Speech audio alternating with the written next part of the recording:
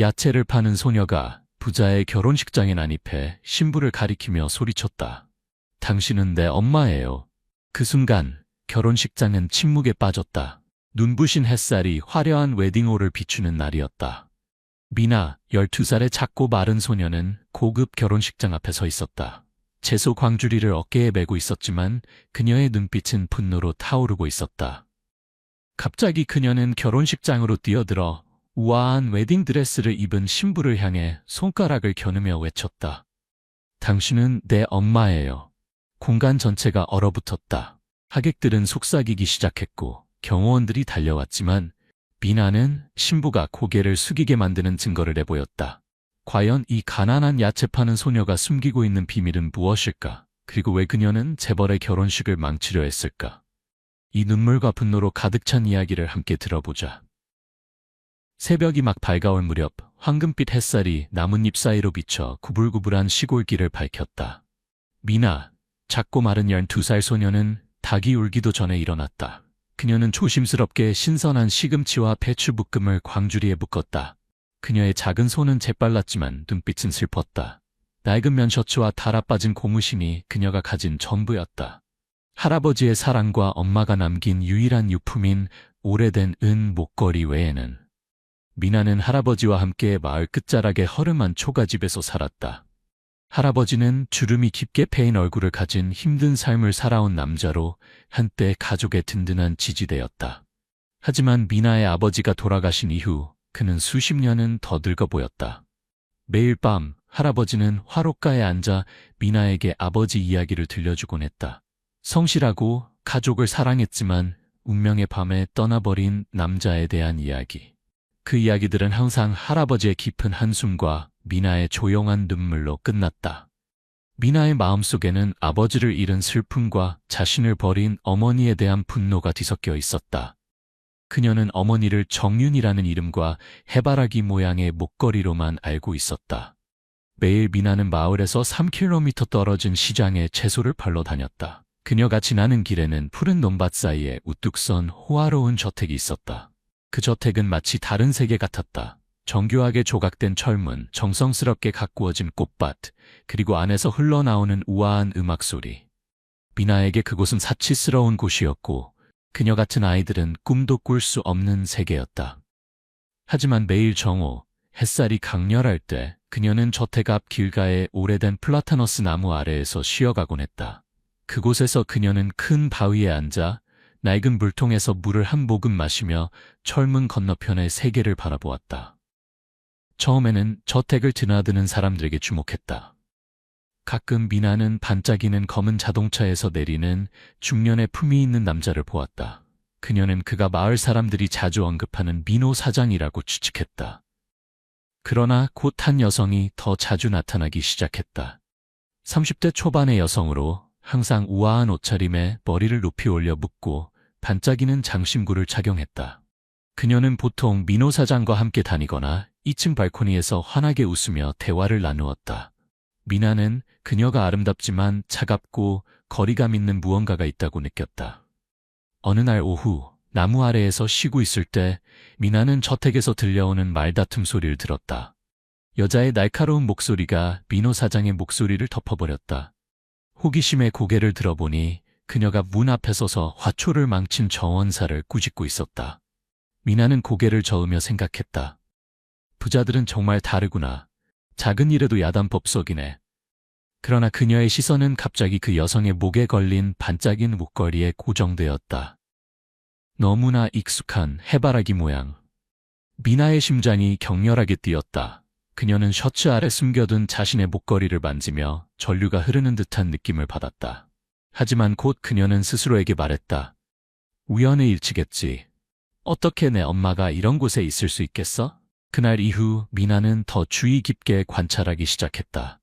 저택을 지날 때마다 그녀는 일부러 천천히 걸으며 그 여성을 관찰했다. 어떤 날은 그녀가 발코니에 서서 공허한 눈빛으로 길을 내려다보았다. 어떤 날은 민호 사장 옆에서 환하게 웃었지만 그 미소는 진실하지 않은 것 같았다. 미나는 자신의 직감을 믿지 않으려 했지만 의심은 점점 커져갔다. 목걸이, 정윤이라는 이름이 새겨진 유품, 그리고 할아버지가 말했던 어머니에 대한 희미한 기억, 모든 것이 퍼즐 조각처럼 맞아가고 있었다. 그리고 운명의 날이 예상치 못한 방식으로 찾아왔다. 그날은 이슬비가 내리고 있었다. 미나는 밀짚 모자를 쓰고 평소처럼 저택 앞을 지나가고 있었다. 비를 피하기 위해 플라타너스 나무 아래 멈추었을 때 그녀는 땅에 버려진 흰색 초대장을 발견했다. 호기심에 미나는 그것을 주워 묻은 흙을 닦아냈다. 초대장은 정교한 무늬로 장식되어 있었고 금색 글씨가 반짝였다. 그녀가 열어보자 심장이 멎는 것 같았다. 민호 사장과 정윤 씨의 결혼식에 초대합니다. 정윤이라는 이름이 망치로 내려친 것처럼 그녀의 눈에 박혔다. 미나는 떨리는 손으로 셔츠 아래의 목걸이를 만졌다. 해바라기 모양, 뒷면에 새겨진 정윤, 모든 것이 우연일 수 없었다. 그날 밤 미나는 울었다. 그녀는 등유램프 옆에 앉아 할아버지에게 결혼 초대장과 저택의 여자에 대해 이야기했다. 할아버지는 침묵했고 그의 눈은 붉게 충혈되었다. 그는 미나의 손을 잡고 떨리는 목소리로 말했다. 만약 그것이 정말 네 엄마라면 조심해야 해. 너와 아버지를 버리고 사치스러운 삶을 선택한 사람이야. 지금 비단 옷을 입고 살면서 과거를 기억할까? 하지만 미나의 마음속에서는 분노의 불꽃이 타오르고 있었다. 그녀는 자신을 버린 어머니와 마주하고 싶었다. 그녀는 아버지가 겪었던 고통, 자신이 수치심 속에서 살아온 세월에 대한 대가를 치르게 하고 싶었다. 미나는 이 결정이 폭풍을 일으켜 어머니의 과거와 관련된 가슴 아픈 비밀과 충격적인 진실을 드러낼 것이라는 사실을 알지 못했다. 하지만 지금 희미한 등유램프 아래에서 12살 소녀는 목걸이를 꽉 쥐고 자신에게 속삭였다. 엄마, 당신을 찾을 거예요. 그리고 당신은 모든 것에 대답해야 할 거예요. 햇살이 화려한 결혼식장을 비추고 있었다. 수백 명의 하객들이 고급스러운 옷차림으로 신랑 신부를 축하하며 잔을 들었다. 우아한 클래식 음악이 웃음소리와 어우러졌다. 결혼식장 입구는 흰 장미와 금색 리본으로 장식되어 동화 같은 분위기를 자아냈다. 무대 중앙에는 32세의 신부 정윤이 순백의 웨딩드레스를 입고 40세의 품위 있는 신랑 민호 옆에서 환하게 웃고 있었다. 그러나 이 화려한 모습 뒤에는 미나라는 이름의 폭풍이 다가오고 있었다. 12살의 마른 소녀 미나는 결혼식장 앞 길가에 조용히 서 있었다. 채소 광주리는 여전히 어깨에 메고 있었지만 그녀의 눈빛은 날카로웠다. 더 이상 아이다운 순수함은 찾아볼 수 없었다. 셔츠 아래 숨겨진 정윤이라고 새겨진 해바라기 목걸이가 그녀를 앞으로 나아가게 하는 푸시였다. 며칠 전 주운 결혼 초대장은 그녀의 직감을 확인해 주었다. 저택의 여자, 오늘의 신부가 바로 그녀의 어머니였다. 부와 사치를 쫓아 그녀와 아버지를 버린 여자. 미나는 깊게 숨을 들이쉬고 주먹을 꽉 쥐었다. 더 이상 주저하지 않고 그녀는 플라타너스 나무 아래 광주리를 놓아두고 정문을 향해 달려갔다. 두 경비원의 놀란 눈길도 아랑곳하지 않았다. 하객들이 환담을 나누던 중 갑자기 멈춰섰다. 초라한 옷차림에 먼지 묻은 얼굴의 소녀가 고급스러운 하객들 사이를 뚫고 들어오는 광경에 속삭임이 일어났다. 저 아이는 누구지? 어떻게 들어왔지? 하지만 미나는 신경 쓰지 않았다. 그녀는 정과 민호가 서 있는 무대로 곧장 다가가 음악 소리를 덮을 정도로 크게 외쳤다. 당신은 내 엄마예요. 공간 전체가 얼어붙었다. 음악이 멈추고 하객들의 손에 든 샴페인 잔이 공중에 멈췄다. 모든 시선이 미나에게 향했다가 정윤에게로 옮겨갔다. 정윤의 화나던 얼굴이 창백해졌다. 그녀의 눈이 크게 떠졌고 부케를 쥔 손이 떨리기 시작했다. 민호는 눈썹을 찌푸리며 정윤을 바라본 다음 앞에 있는 소녀를 쳐다보았다. 하객들 사이에서 술렁임이 일어났다. 반짝이는 보석을 한 여성이 비웃으며 말했다. 저 아이 미친 거 아니야?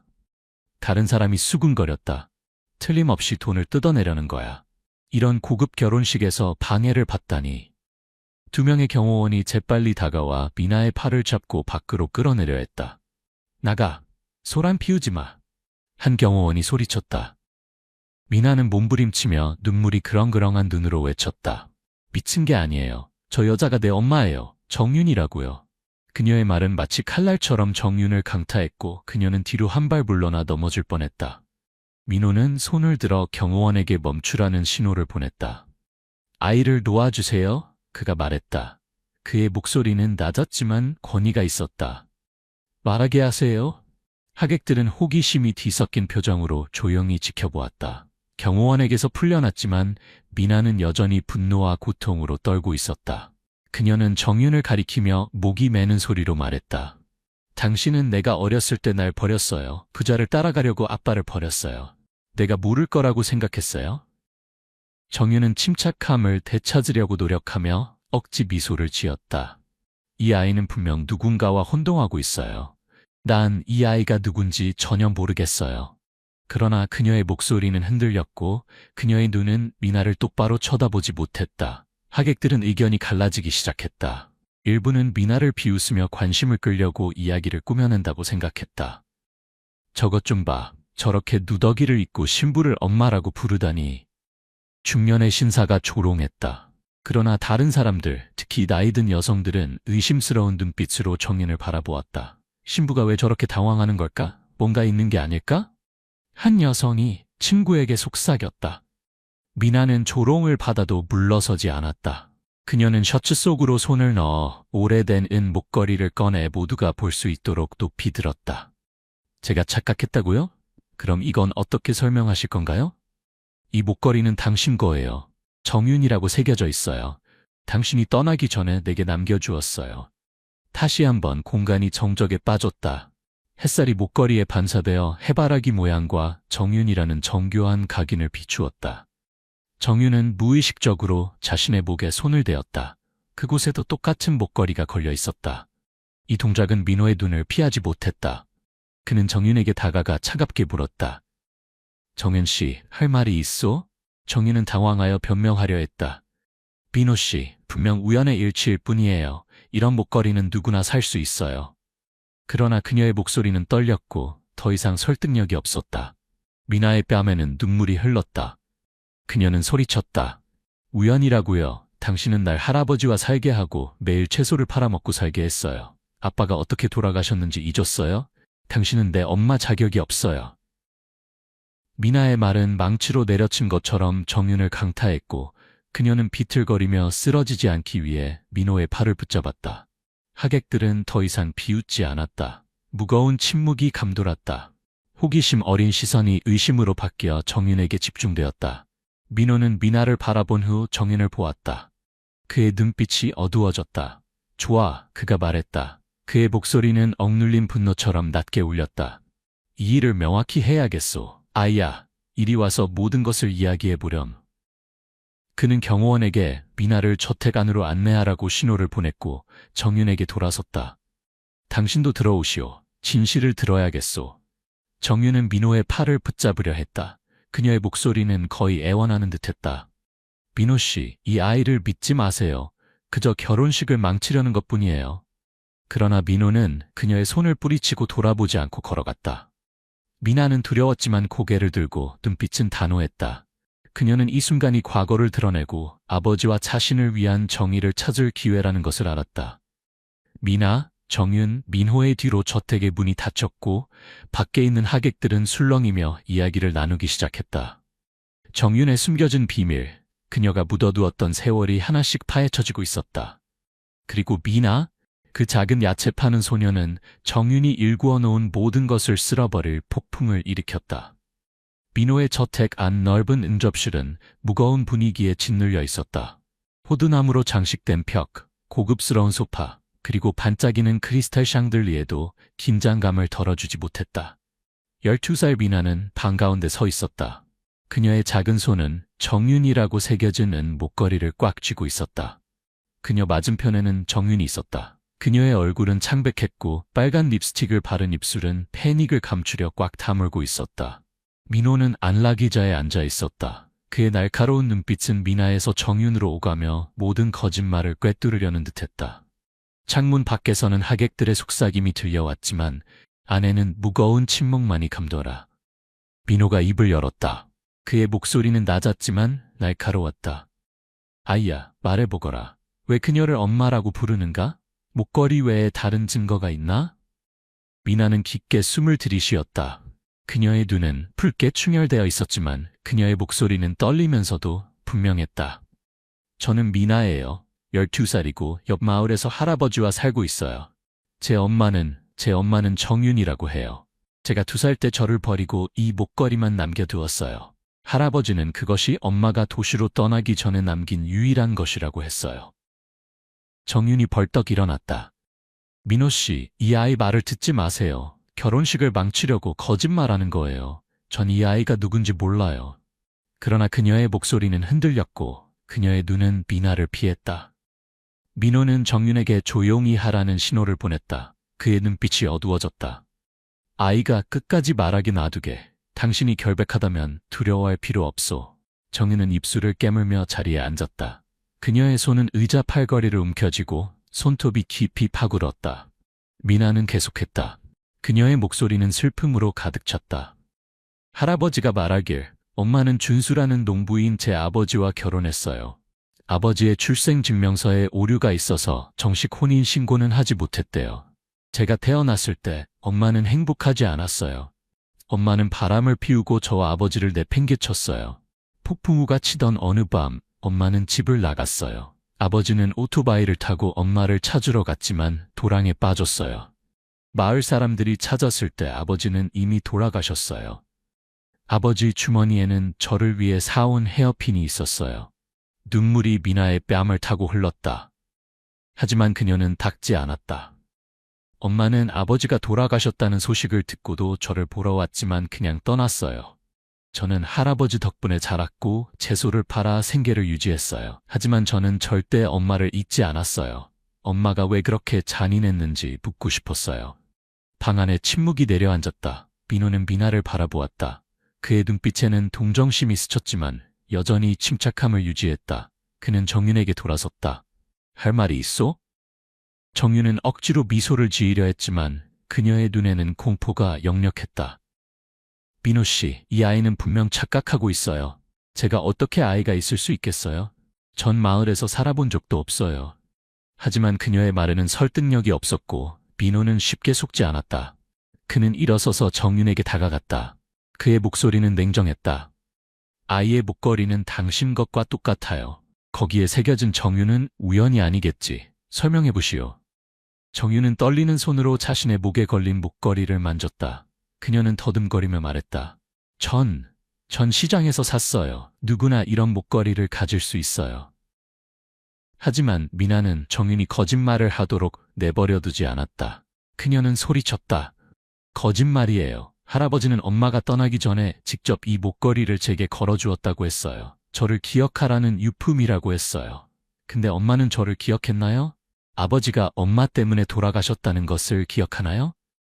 미나의 말은 칼날처럼 정윤을 찔렀다. 그녀는 비틀거렸다. 희녀는 얼굴을 가리며 눈물을 감추지 못했다. 민호는 정윤을 바라보았다. 그의 눈에는 더 이상 신뢰가 없었다. 정윤, 진실을 말하지 않으면 내가 직접 조사할 것이오. 그걸 원하시오? 정윤은 고개를 숙였다. 그녀의 어깨가 떨렸다. 마침내 그녀는 거의 들리지 않는 목소리로 속삭였다. 좋아요, 말할게요. 정윤의 이야기가 시작되었다. 그녀의 말은 세 사람을 10년 전 가난한 시골 마을로 데려갔다. 당시 정윤은 2살, 아름답지만 야망에 가득 찬 젊은 여성이었다. 그녀는 간단한 마을 의식에서 농부 준수와 결혼했다. 준수의 출생증명서 오류 때문에 법적 혼인신고는 하지 못했고 그것을 고치는 데는 돈과 시간이 필요했다. 미나를 임신했을 때 정윤은 아이가 기쁨을 가져다 줄 것이라 희망했지만 가난한 생활은 그녀를 우울하게 만들었다. 미나를 출산한 후 정윤은 우울증에 빠졌다. 그녀는 초가집과 끝없는 논밭에 갇힌 느낌이었다. 정윤은 마을 근처 부유한 사업가와 바람을 피우기 시작했다. 그는 그녀를 도시로 데려가겠다고 약속했다. 준수는 이를 발견했지만 정윤을 사랑했기에 용서하려 했다. 그러나 정윤은 점점 더 멀어졌고 아기와 남편을 소홀히 했다. 미나가 2살이던 폭풍우 치는 밤 정윤은 연인을 따라 집을 나갔다. 절망에 빠진 준수는 비 속에서 오토바이를 타고 아내를 찾아 나섰다. 그는 딸을 위해 아내를 설득해 돌아오길 바랐다. 미끄러운 길에서 그의 오토바이는 도랑에 빠졌다. 마을 사람들이 그를 발견했을 때 준수는 이미 숨을 거두었다. 그의 주머니에는 미나를 위해 산 예쁜 헤어핀이 있었다. 딸에게 선물로 가져가려던 것이었다. 정유는 도시에 도착한 후 준수의 죽음 소식을 들었다. 그녀는 마을로 돌아와 할아버지 품에서 울고 있는 미나를 보았다. 하지만 사랑과 보살핌을 보여주는 대신 정유는 부담을 느꼈다. 그녀는 미나에게 해바라기 목걸이를 남기고 그것이 기억의 유품이라고 말한 뒤 냉정하게 떠났다. 그 후 정유는 방탕하게 살았다. 그녀는 많은 부유한 남자들과 교제하며 자신의 아름다움과 책략으로 사회계층을 올라갔다. 그녀는 미나를 거의 잊었지만 똑같은 목걸이는 과거에 대한 희미한 기억으로 간직했다. 수년 후 정유는 도시의 화려한 자선 파티에서 민호를 만났다. 그녀는 세련되고 동정심 많은 여성으로 등장했다. 그녀는 질병으로 남편을 잃고 혹독한 사회에서 홀로 분투해야 했던 젊은 과부라는 거짓 이야기를 지어냈다. 이 이야기는 그녀의 실제 삶에서 진실의 조각들과 교묘하게 섞였다. 가난했던 시절, 갇힌 느낌은 민호의 마음을 움직였다. 이혼 후 고독과 싸우던 그는 동반자가 있는 관계를 갈망했다. 정유는 그녀의 아름다움, 지성, 그리고 경청 능력으로 민호의 약점을 정확히 공략했다. 그녀는 민호가 영웅처럼 느끼게 하는 상황을 교묘하게 연출했다. 결국 정윤의 교활함과 아름다움 덕분에 민호는 그녀에게 빠졌다. 그녀는 민호의 첫 결혼 실패 후 정서적 공백을 채워주는 사람이 되었다. 응접실로 돌아와서 정윤은 이야기를 마쳤다. 그녀의 뺨에는 눈물이 흘렀지만 그것은 후회가 아니라 과거가 드러난 것에 대한 두려움의 눈물이었다. 미나는 이야기를 듣고 분노를 억누르지 못했다. 그녀는 정윤 앞으로 달려가 소리쳤다. 당신은 엄마가 될 자격이 없어요. 아버지는 당신 때문에 돌아가셨어요. 당신은 저를 보고도 떠났어요. 마음이 있긴 한가요? 정윤은 얼굴을 가리고 미나의 눈을 마주보지 못했다. 민호가 일어섰다. 그의 눈에는 이제 실망만 가득했다. 정윤, 당신은 나를 속였소. 과거만 숨긴 게 아니라 자신의 아이를 버렸소. 이 결혼식은 끝났소. 저택 응접실은 정윤의 고백 후 얼어붙은 듯했다. 작은 미나는 정윤이라고 새겨지는 목걸이를 꽉 쥔 채 서 있었다. 그녀의 뺨에는 눈물이 흘렀지만 그녀의 눈빛은 굳건했고 정윤에게서 떨어지지 않았다. 방금 자신의 딸을 버렸다고 인정한 어머니였다. 정윤은 의자에 무너져 내려 얼굴을 가렸다. 그녀의 어깨가 떨렸고 미나나 민호를 쳐다볼 용기가 없었다. 민호는 차가운 눈빛으로 일어섰다. 그의 목소리는 낮았지만 권위가 넘쳤다.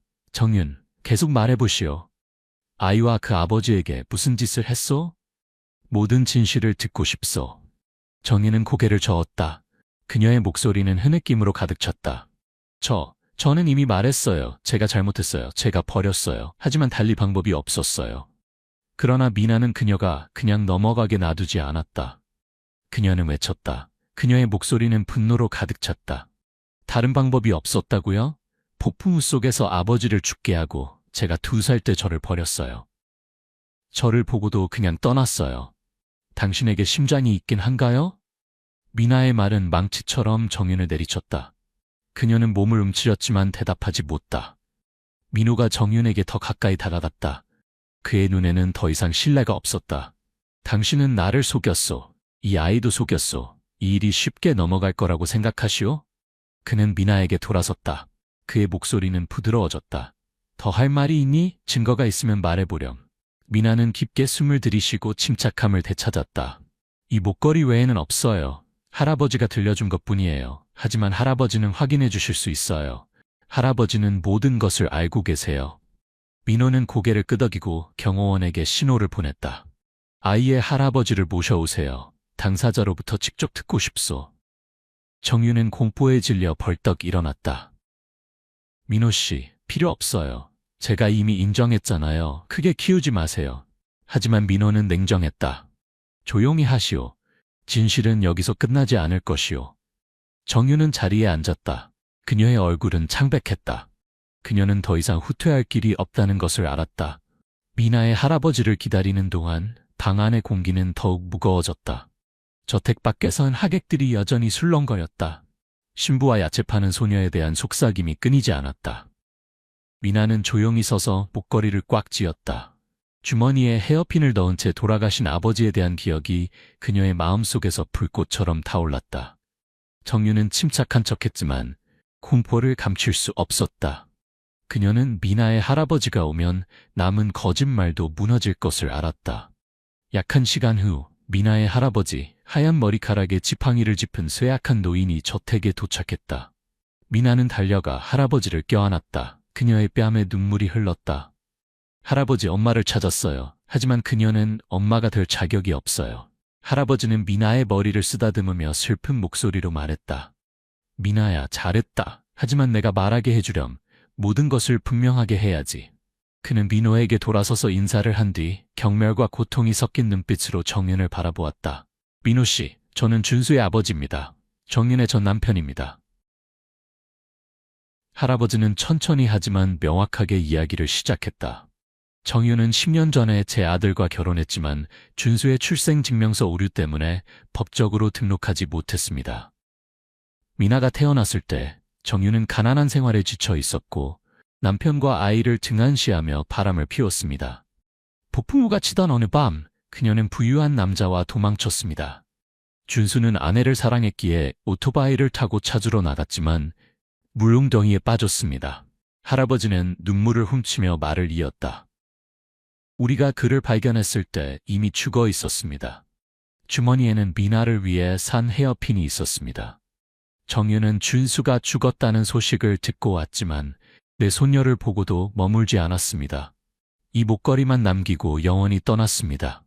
10년이 넘도록 그녀가 살아있는지 죽었는지 몰랐습니다. 그녀는 한 번도 돌아와 딸을 보지 않았습니다. 자신이 낳은 아이가 잘 지내는지 어려움을 겪고 있는지 신경 쓰지 않았습니다. 저는 너무 슬펐지만 어쩔 수 없었습니다. 어린 미나는 어린 나이에 채소를 팔아야 했습니다. 최근에서야 미나가 저택 앞에서 주운 결혼 초대장과 그녀의 이야기를 통해 정윤일 수도 있다고 짐작했습니다. 방 안이 조용해졌다. 민호는 정윤을 바라보았다. 그의 눈에는 더 이상 실망만 있었다. 더 할 말이 있어? 그가 물었다. 정윤은 얼굴을 가리고 울었지만 반박하지 못했다. 밖에서 하객들은 반쯤 열린 문을 통해 내용을 들었다. 소문이 빠르게 퍼졌다. 신부가 정말 그런 사람이었더니? 불쌍한 아이, 그런 속삭임이 판결문처럼 들려왔다. 갑자기 문에서 목소리가 들렸다. 저도 이 일에 대해 알고 있습니다. 모든 시선이 막 들어온 사람에게 향했다. 소박한 옷차림의 중년 여성, 근심이 가득한 얼굴의 여자였다. 그녀는 자신을 소연이라고 소개했다. 마을에서 정윤의 옛 친구였다.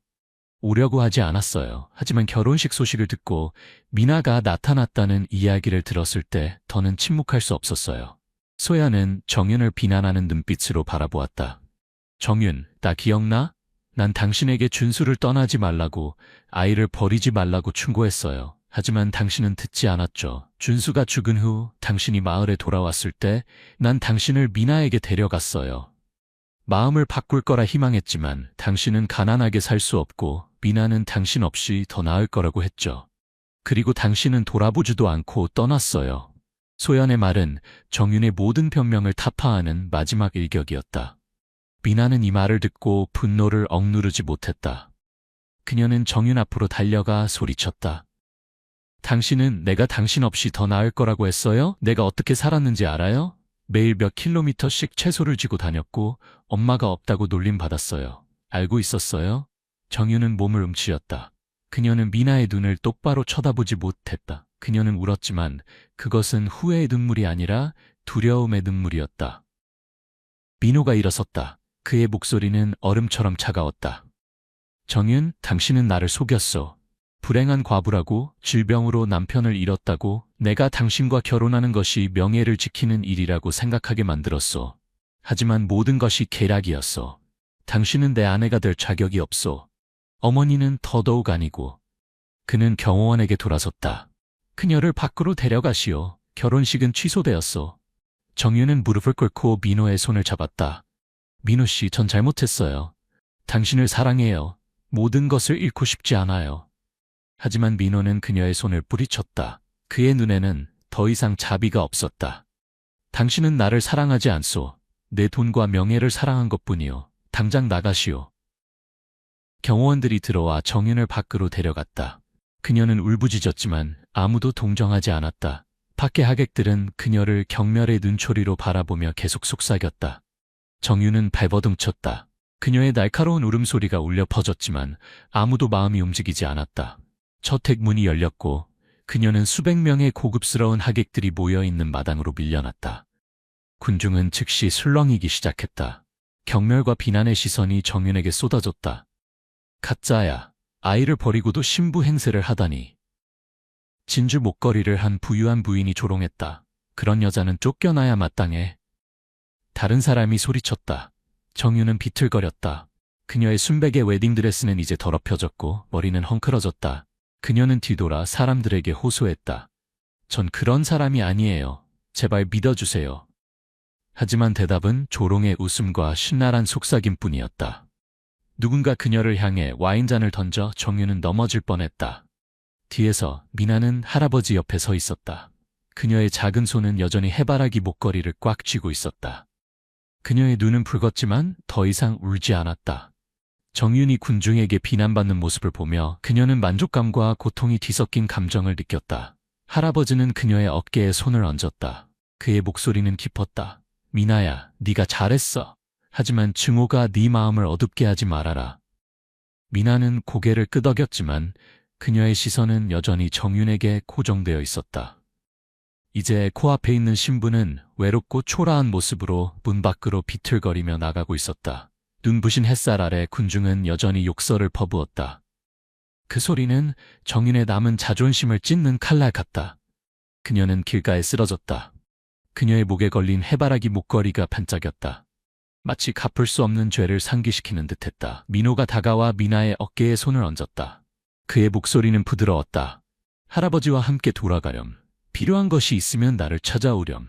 너는 용감한 소녀구나.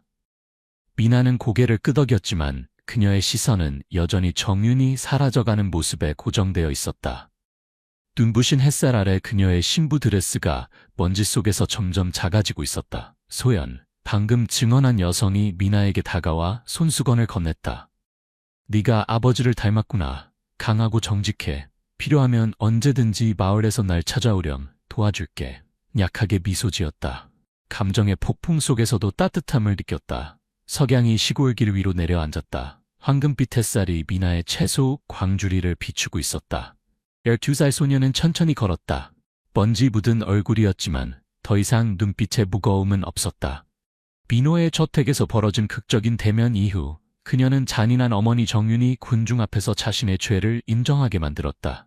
진실이 밝혀졌지만 미나의 마음은 가벼워지지 않았다. 해바라기 목걸이는 여전히 그녀의 목에 걸려 있었다. 고통스러운 세월을 상기시키는 상처처럼.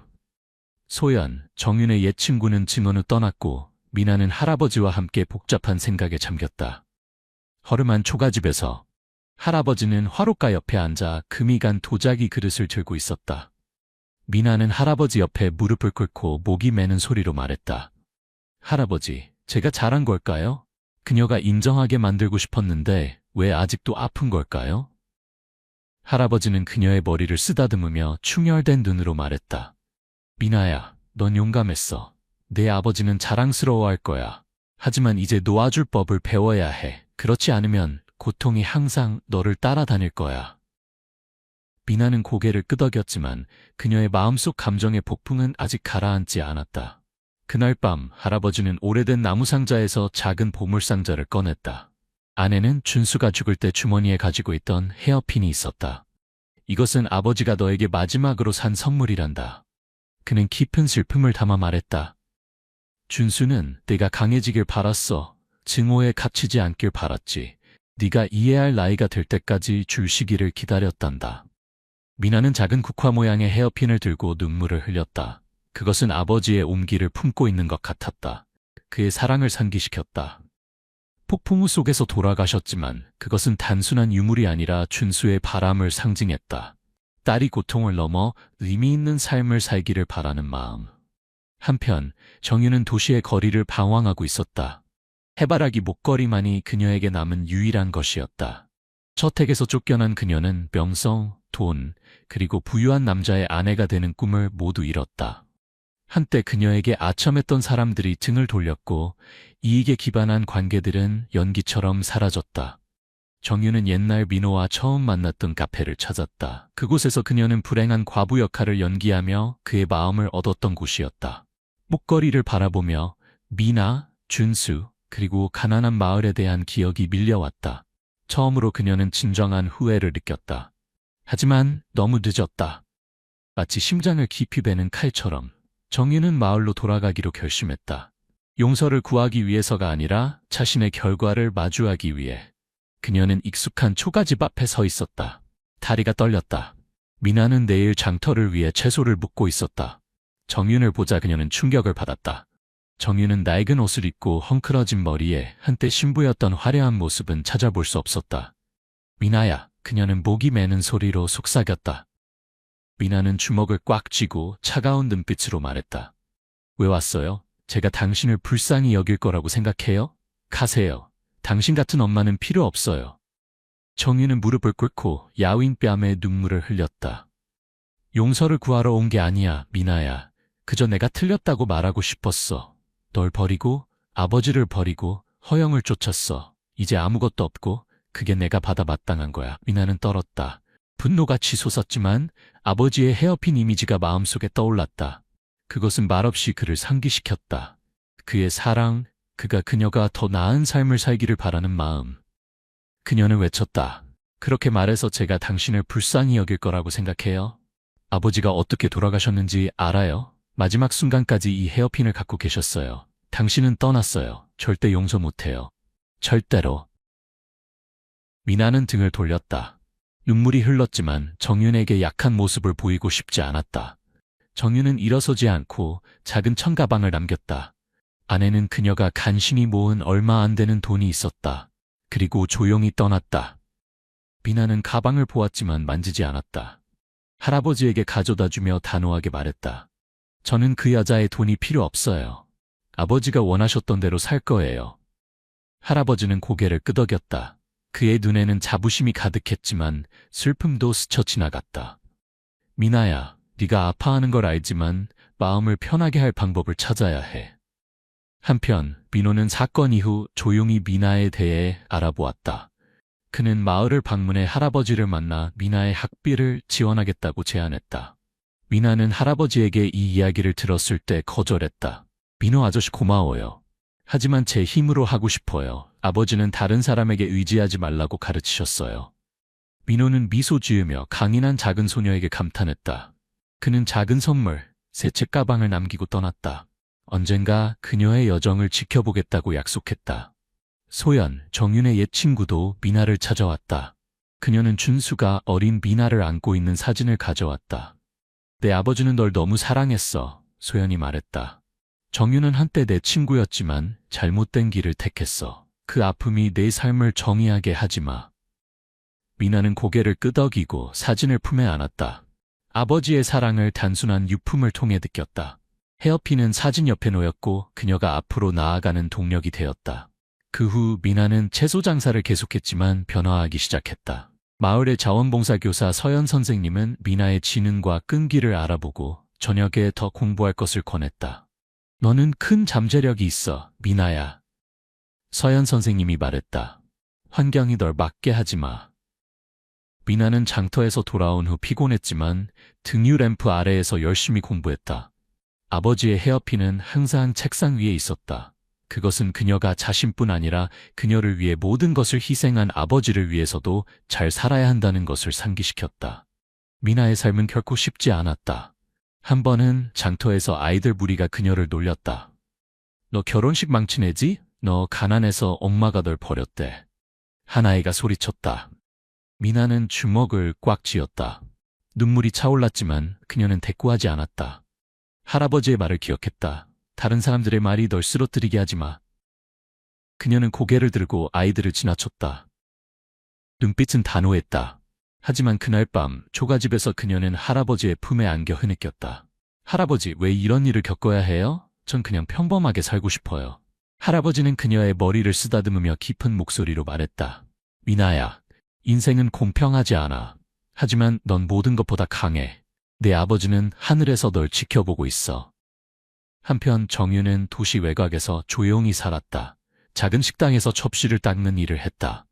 해바라기 목걸이는 여전히 그녀의 목에 걸려 있었지만 이제는 용서받을 수 없는 실수를 상기시키는 저주 같았다. 긴 밤, 정유는 좁은 방에 앉아 거울을 바라보았다. 그녀는 예전의 우아한 모습이 아닌 쇠약해진 여성을 보았다. 후회가 그녀의 마음을 갉아먹었지만 그녀는 마을로 돌아갈 용기가 없었다.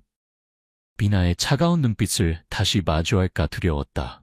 한 번은 식당에서 손님이 똑똑한 야채 파는 소녀에 대해 언급하는 것을 들었다. 그녀의 심장이 쿵 내려앉았다. 그것이 미나라는 것을 알았지만 그저 조용히 딸이 자신보다 더 나은 삶을 살기를 기도할 뿐이었다. 정유는 변하려고 노력했다. 가난한 아이들을 돕는 자원봉사 그룹에 가입했다. 뭔가 속죄하고 싶었다. 하지만 그룹의 아이들을 볼 때마다 그녀는 미나의 그림자를 보았고 고통은 더 깊어졌다. 그룹의 한 여성, 지수는 정윤의 우울함을 알아차렸다. 무슨 슬픈 일이 있죠? 그녀가 물었다. 항상 침묵하시네요. 정윤은 슬픈 미소를 지으며 고개를 저었다. 전 과거의 실수에 대한 대가를 치르고 있어요. 지수는 더 묻지 않았지만 그녀의 눈에는 이해심이 있었다. 1년 후, 이제 13살이 된 미나는 서연 선생님의 추천으로 지역 장학금 프로그램에 지원했다. 그녀는 다른 수십 명의 학생들과 경쟁하는 어려운 시험을 치러야 했다. 시험 전날 밤, 미나는 등유램프 아래에서 공부하며 아버지의 헤어핀을 만지작거렸다. 아빠, 제가 할 수 있을까요? 그녀는 속삭였다. 할아버지는 건강이 좋지 않았지만 그녀 옆에 앉아 미소 지었다. 내 아버지의 자랑이야, 미나야. 최선을 다하렴.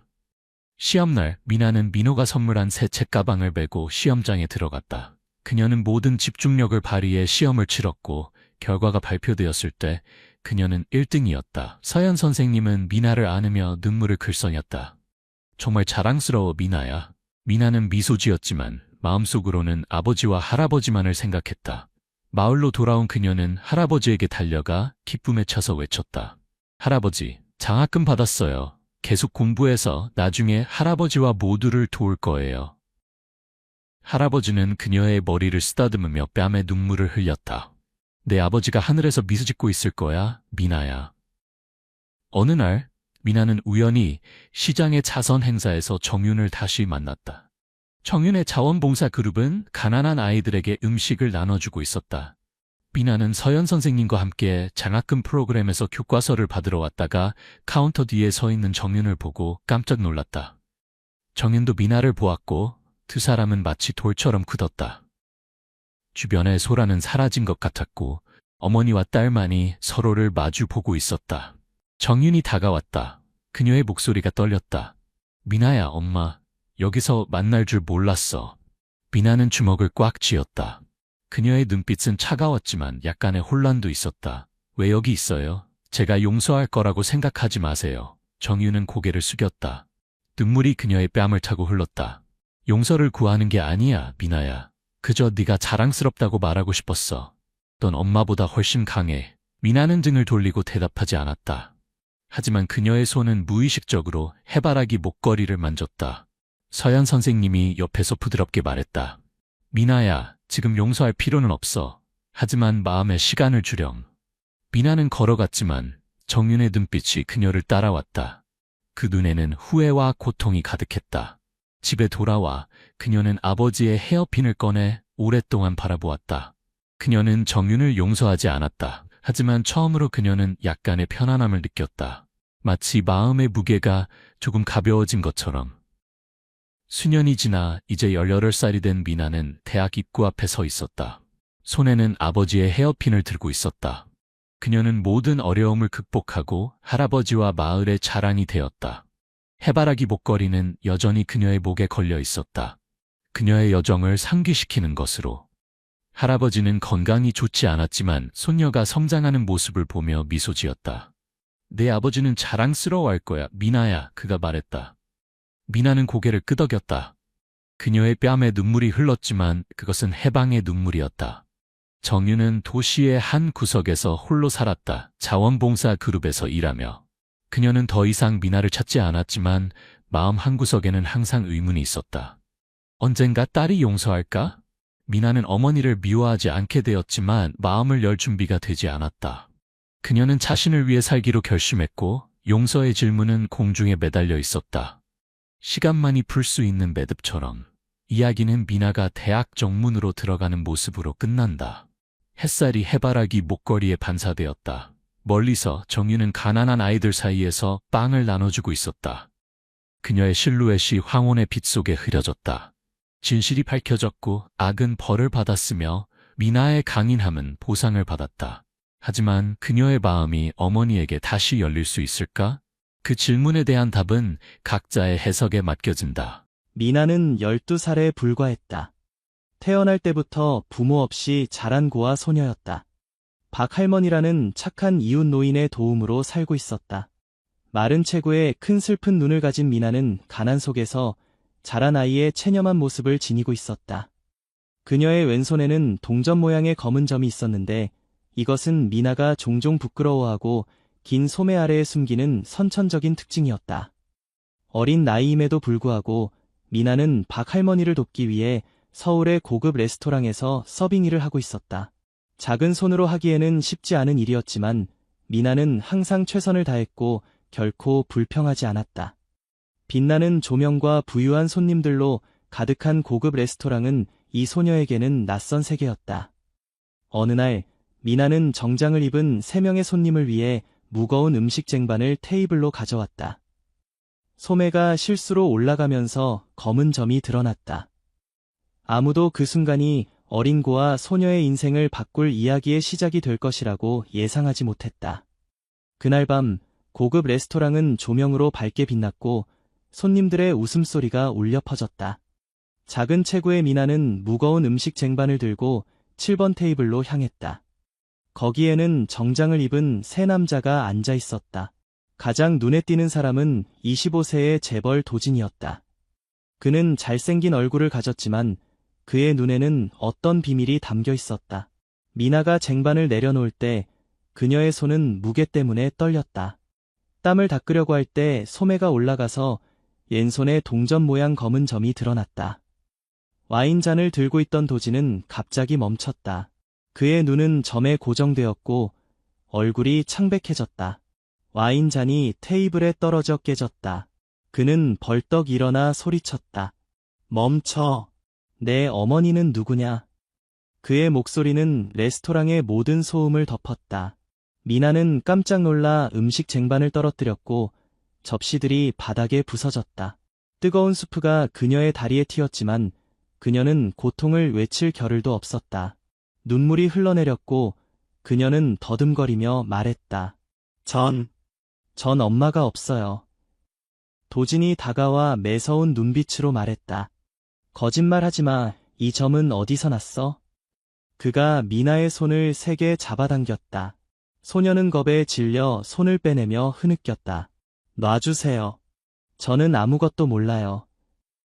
테이블에 있던 2 남자가 놀라며 한 사람이 말했다.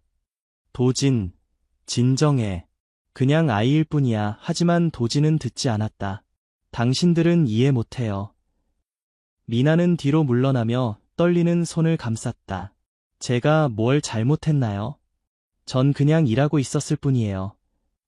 레스토랑 매니저가 뛰어와 화를 냈다. 미나, 얘 음식을 떨어뜨린 거야.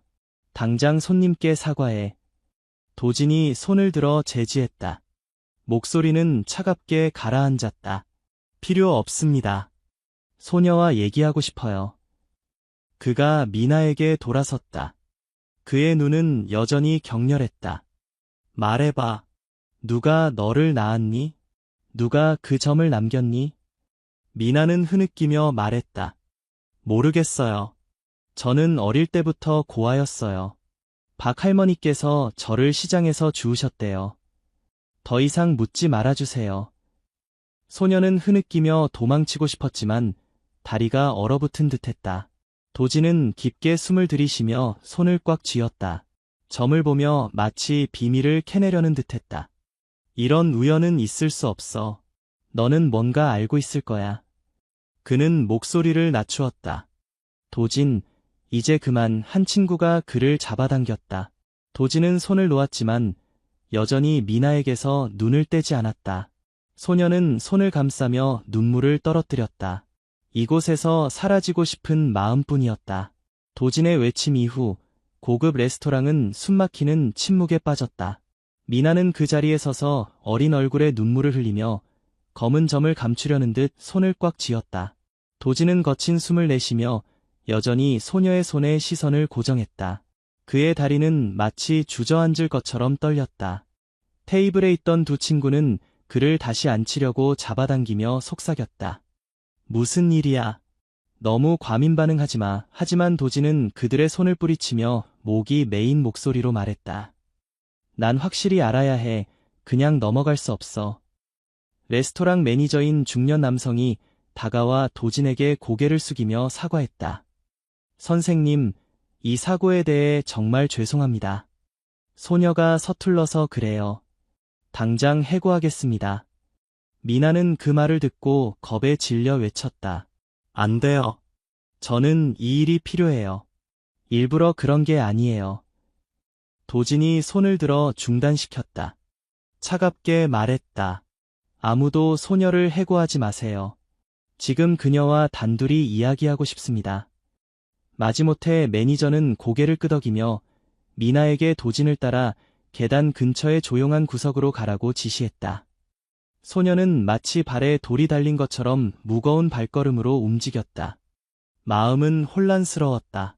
도진은 의자에 앉아 미나에게 맞은편에 앉으라는 신호를 보냈다. 그는 소녀를 바라보았다. 그의 눈빛은 덜 사나워졌지만 여전히 어떤 강박감이 담겨 있었다. 미나, 널 놀라게 하려는 건 아니야. 하지만 그 점, 내 가족 중에 누구에게 있었는지 진실을 말해줘. 미나는 고개를 저었다. 목소리는 매여 있었다. 이미 말씀드렸잖아요. 저는 가족이 없어요. 박 할머니께서 제가 아주 어릴 때 시장에서 주우셨대요. 부모님에 대해 아무것도 몰라요. 도진은 앞으로 기울어 가까이 다가왔다. 목소리가 낮아졌다. 어느 시장? 언제? 뭔가는 기억나야 할 텐데. 미나는 떨리며 말했다. 기억나지 않아요. 박 할머니께서는 제가 10년도 더 전에 들판 근처 작은 시장에서 발견됐다고 하셨어요. 그게 전부예요. 도진은 침묵했다. 그의 손은 더 단단히 쥐어졌다. 10년도 더 전. 그 시간은 그의 가슴 속 고통스러운 기억과 일치했다. 도진이 10살 때 그의 어머니 정윤이 왼손에 있는 검은 점에 대해 이야기해 주었다. 이것은 우리 가문의 표시란다. 도진아. 우리 조상들로부터 물려받은 거야. 내가 자녀를 가지면 그 아이도 이 점을 가질 수 있어. 그녀가 미소 지으며 말했던 기억이 났다. 하지만 도진에게는 그 점이 없었다. 그는 한때 어머니에게 물었다. 제가 없다면 누가 가지게 될까요? 정유는 그저 미소 지었다. 그녀의 눈은 멀리 바라보는 듯했다. 언젠가 내가 이해하게 될 거야, 아들아. 그의 어머니는 12년 전 갑작스러운 병으로 세상을 떠났다. 도진의 가족은 부유했지만 차가웠다. 그의 아버지 강인은 엄격한 사업가로 아내가 죽은 후 그녀에 대해 거의 언급하지 않았다. 도진은 외로움과 어머니에 대한 흐릿한 기억 속에서 자랐다. 정윤의 검은 점은 항상 그가 설명할 수 없는 미스터리였다. 미나를 볼 때까지는. 도진이 자신의 생각을 끊고 떨리는 목소리로 물었다. 내 어머니는 내가 태어난 직후에 돌아가셨다고 했지. 미나는 고개를 끄덕였다. 눈물이 다시 흘렀다. 박 할머니께서 그렇게 말씀하셨어요. 진짜인지는 모르겠어요. 도진은 깊은 숨을 들이쉬며 침착함을 유지하려 했다. 내 점은 내 어머니의 점과 똑같아. 둥근 모양, 진한 검은색, 왼쪽 손목 바로 위에. 이게 우연이라고 믿을 수 없어. 미나는 놀라 고개를 들었다. 당신 어머니요. 하지만 어떡해요? 저는 고아인데. 도진은 일어나 제어할 수 없는 듯 왔다 갔다 했다. 나도 믿고 싶지 않아. 하지만 만약 내 어머니가, 만약 그녀가 널 낳고 버렸다면. 그는 멈추고 미나를 향해 돌아섰다. 정확히 몇 살이니? 미나가 대답했다. 12살이에요. 2013년생이라고 박 할머니께서 말씀하셨어요. 도진은 머릿속으로 빠르게 계산했다. 그의 어머니는 2013년에 돌아가셨다. 그때 도진은 13살이었다. 그 전에 정유는 몇 달 동안 집을 떠났었다. 건강을 위해 요양한다고 했다. 그의 아버지는 결코 설명하지 않았다. 그저 그녀가 약했다고만 말했다. 하지만 만약 그녀가 임신해서 미나를 낳고 세상을 떠나기 전에 아이를 버렸다면 도진은 가슴이 조여오는 느낌이 들었다. 이럴 수는 없다. 그는 중얼거렸지만 의심은 커져갔다. 미나, 박 할머니를 만나게 해줄 수 있니? 도진이 간절한 목소리로 물었다. 미나는 뒤로 물러나며 두려워했다. 왜 그분을 만나려고 하세요? 전 당신이 무슨 말을 하는지 모르겠어요. 도진은 소녀의 어깨를 부드럽게 잡았다. 단호하지만 친절하게. 난 진실을 알아야 해. 만약 내가 내 어머니와 관련이 있다면 난 그냥 넘어갈 수 없어. 넌 내가 어디서 왔는지 알고 싶지 않니? 미나는 입술을 깨물며 눈물을 흘렸다.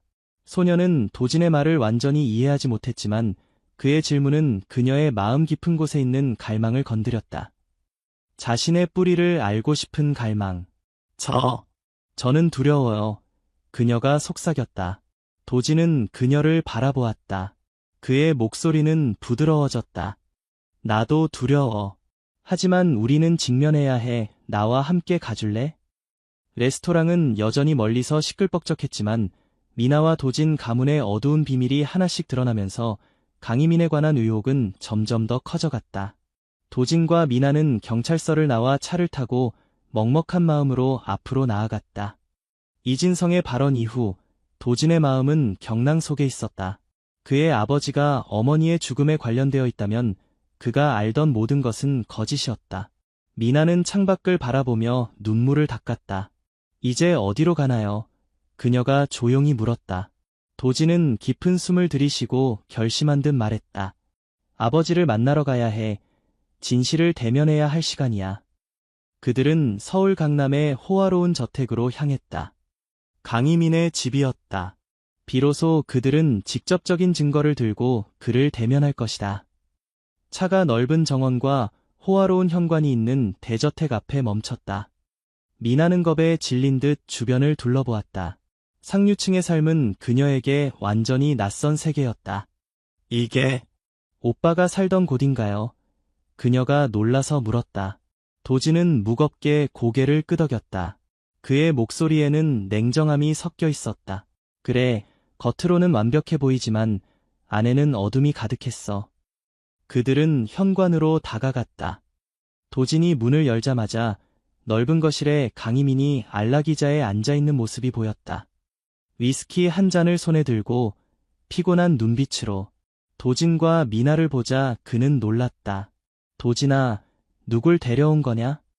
도진은 어머니의 일기장을 테이블 위에 올려놓으며 차갑게 말했다. 읽어보세요. 어머니는 아버지가 여자아이를 원하지 않았다고 적었어요. 미나는 아버지와 어머니의 딸이에요. 맞죠? 강희민은 일기장을 보고 손이 떨렸다. 위스키 잔이 떨어져 깨지며 바닥에 쏟아졌다.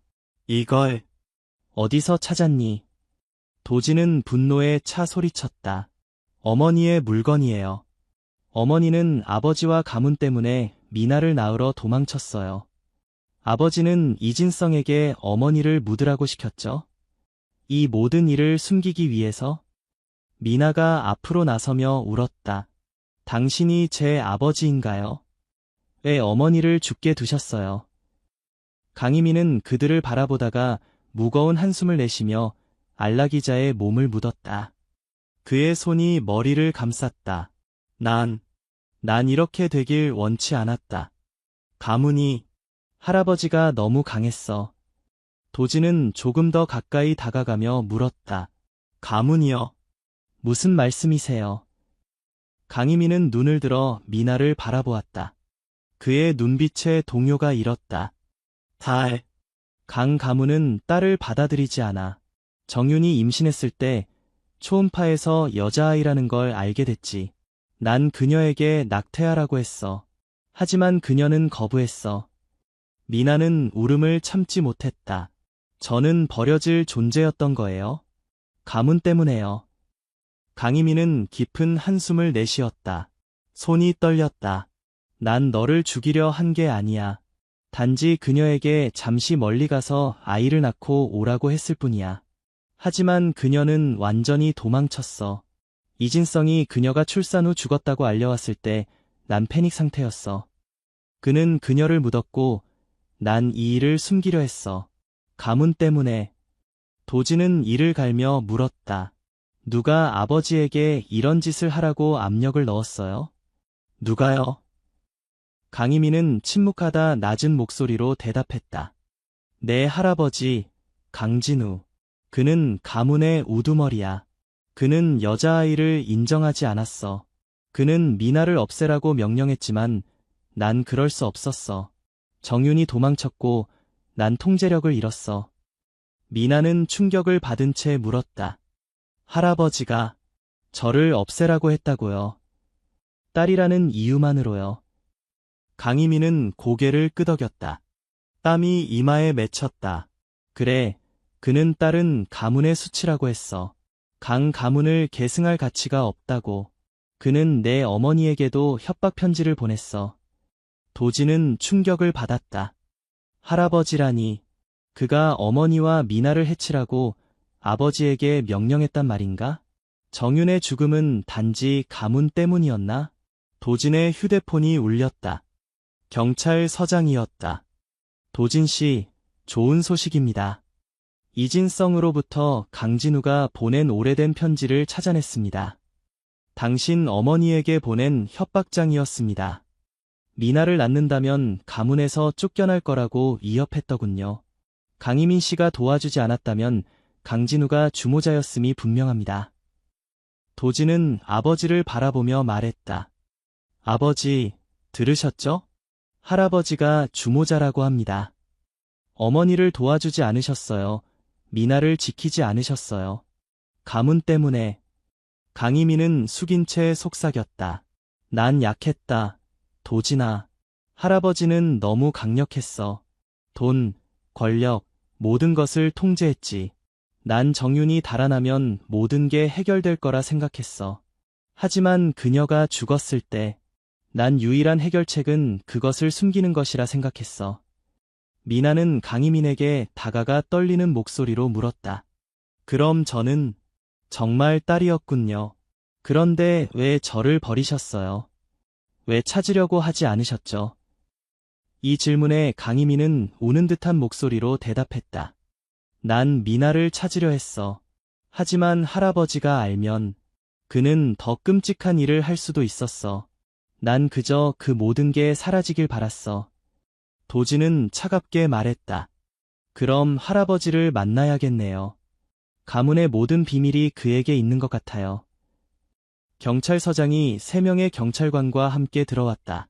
강희민 씨, 당신은 이진성과 공모하여 시신을 은닉한 혐의로 체포됩니다. 협조해 주시기 바랍니다. 강희민은 일어나 도진과 미나를 바라보았다. 그의 목소리는 떨렸다. 용서해 달라고 하지 않을게. 하지만 미나야, 난 내가 죽길 바란 적은 없어. 난 약했고 두려웠어. 도진, 내 할아버지는 위험해. 조심해. 경찰이 강희민을 데리고 나갔다. 그는 마지막으로 돌아보며 고개를 숙였다. 허리가 꺾인 패배한 남자처럼. 도진은 미나를 감싸 안으며 속삭였다. 미나, 넌 내 여동생이야. 아버지와 할아버지가 무슨 짓을 했든 난 널 지킬 거야. 미나는 눈물을 닦으며 고개를 끄덕였다. 알아요. 하지만 할아버지를 만나고 싶어요. 왜 저를 미워하는지 묻고 싶어요. 도진도 고개를 끄덕였다. 그래, 그를 만나자. 그는 우리와 대면해야 해. 밖은 이미 어두워졌다. 도진과 미나는 화려한 저택에 서서 결심에 찬 눈빛을 교환했다. 강희민은 자신의 죄를 인정했지만 강진우의 그림자가 여전히 드리워져 있었다.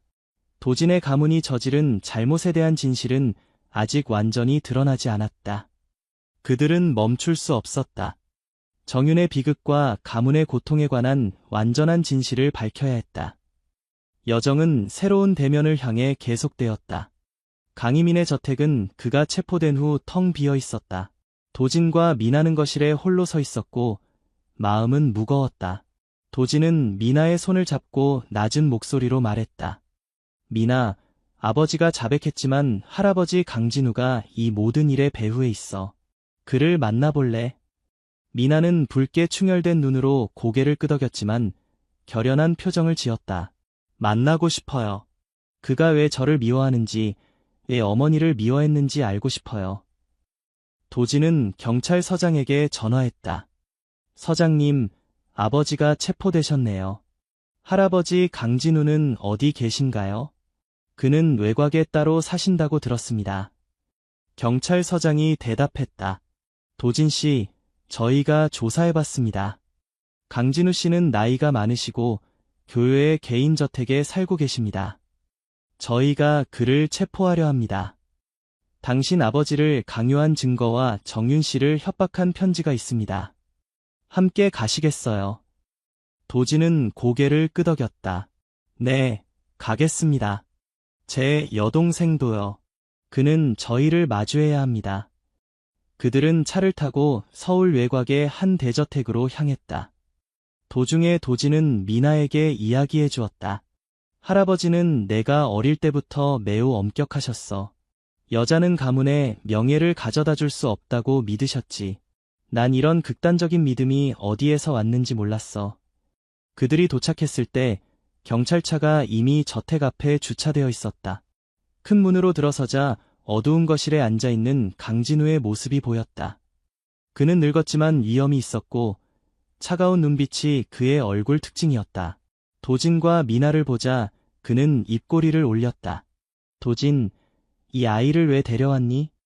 도진은 차갑게 대답했다. 할아버지, 이쪽은 미나입니다. 아버지와 어머니의 딸이에요. 할아버지가 어머니를 내쫓았죠? 할아버지가 여자아이를 낳았다는 이유로. 강진우는 비웃음을 지었다. 그래, 난 인정하지 않아. 강 가문은 아들만 필요해. 정윤이 내게 반항해 이 아이를 낳았다가 대가를 치렀지. 미나는 앞으로 나서며 떨리는 목소리로 물었다. 제가 손녀인데도 저를 미워하셨어요? 어머니가 저 때문에 돌아가셨잖아요. 강진우는 미나를 바라보았다. 그의 눈에는 감정이 없었다. 너는 가문의 오점이다. 난 내 아들에게 널 없애라고 했지만 그는 약했어. 정윤이 도망치게 두고 말이야. 도진은 분노에 차 소리쳤다. 할아버지는 괴물이에요. 어머니를 위협하고 아버지를 강요했어요. 할아버지는 다른 여성들도 강요했죠? 몇 명이나 더 있었어요. 경찰서장이 서류 묶음을 들고 나섰다. 강진우 씨, 저희는 당신의 집을 수색했습니다. 가문 내 최소 5명의 여성에게 보낸 협박 편지와 정윤 씨에게 보낸 협박장을 발견했습니다. 딸을 낳으면 쫓겨날 거라고 위협한 증거입니다. 체포됩니다. 강진우는 벌떡 일어나 소리쳤다. 당신들은 권리가 없어. 난 가문을 지키기 위해 그런 거야. 하지만 경찰은 신속하게 그를 제압하고 수갑을 채웠다. 도진은 앞으로 나서서 차갑게 말했다. 가문을 지키다니요? 할아버지는 우리 가족을 망가뜨렸어요. 어머니는 돌아가셨고 미나는 고아로 자랐고 아버지는 비겁한 사람이 되었어요. 모두 할아버지 때문이에요. 미나는 울며 말했다. 할아버지가 아니에요. 할아버지 자격이 없어요. 강진우는 경찰차로 끌려가면서도 계속 으르렁거렸다. 넌 후회하게 될 거다, 도진아. 이 가문은 나를 필요로 해.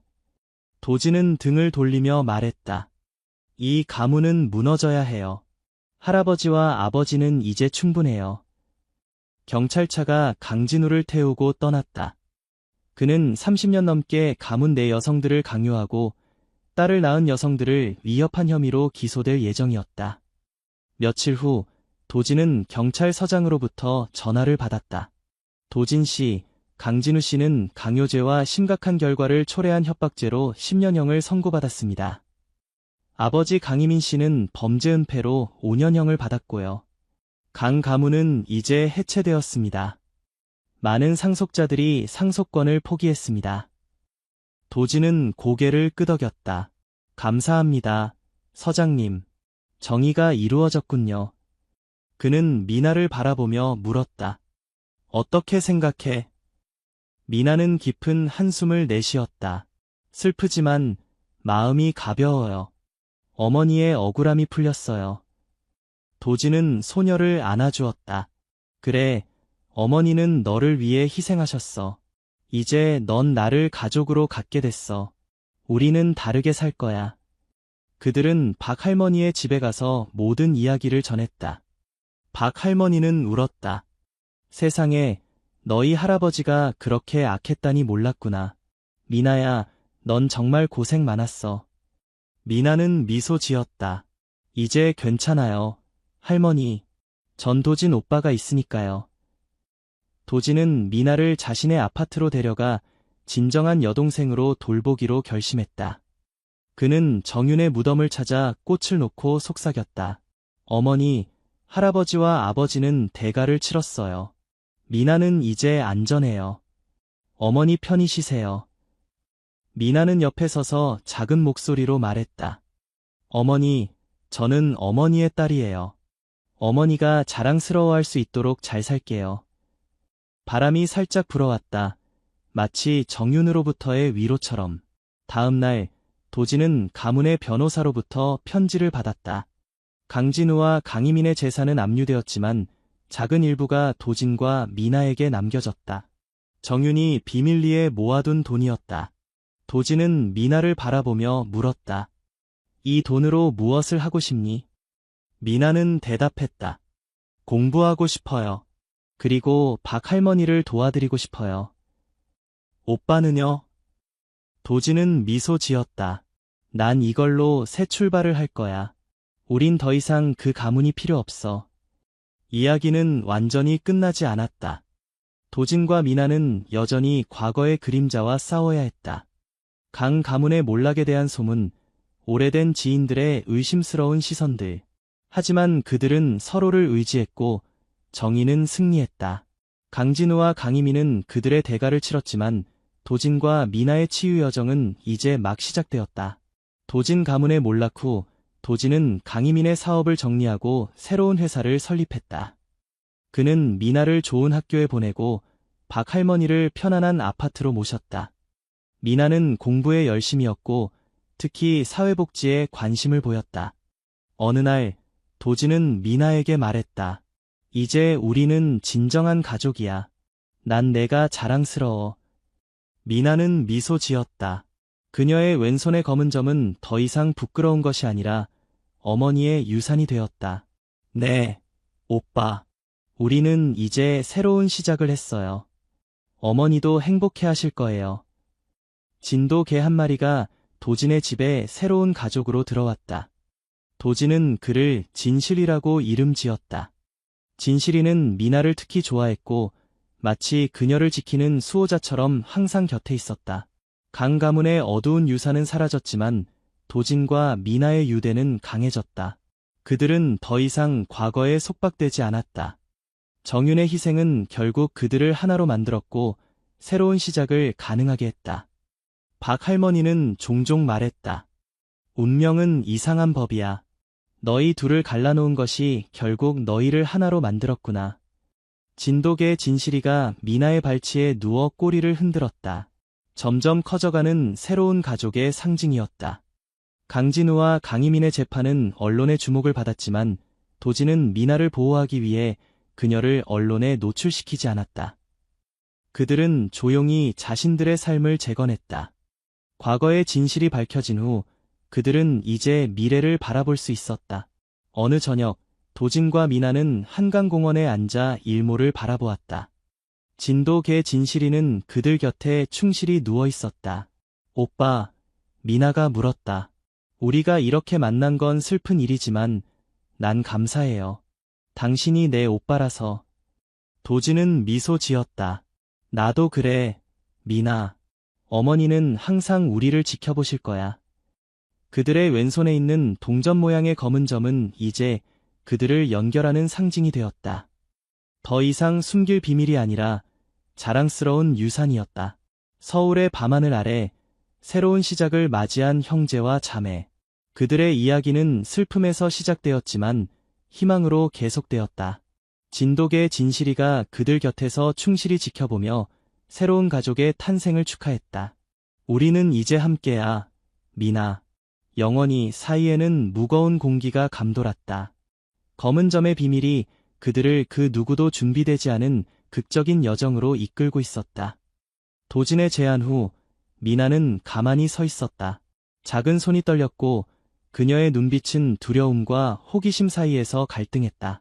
박 할머니를 만나요? 하지만 만약 당신이 진실을 말한다면 저는 어떻게 해야 하죠? 미나가 속삭였다. 목소리가 떨렸다. 도진은 소녀의 키에 맞춰 무릎을 꿇었다.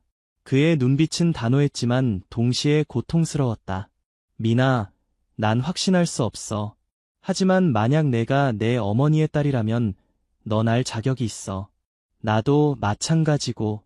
한 번만 나와 함께 가죠. 그게 전부야. 미나는 입술을 깨물었다. 눈물이 뺨을 타고 흘렀다. 소녀는 믿기 싫었지만 도진의 말은 원래 텅 빈 그녀의 가슴에 희망의 씨앗을 심었다. 마침내 그녀는 약하게 고개를 끄덕였다. 네, 하지만 매니저님께 먼저 허락을 받아야 해요. 도진은 일어서서 살짝 미소 지었다. 내가 처리할게. 그는 테이블로 돌아가 매니저와 몇 마디 나눴다. 중년 남성은 미간을 찌푸렸지만 VIP 손님인 도진의 태도 앞에서 미나가 일찍 퇴근하도록 허락했다.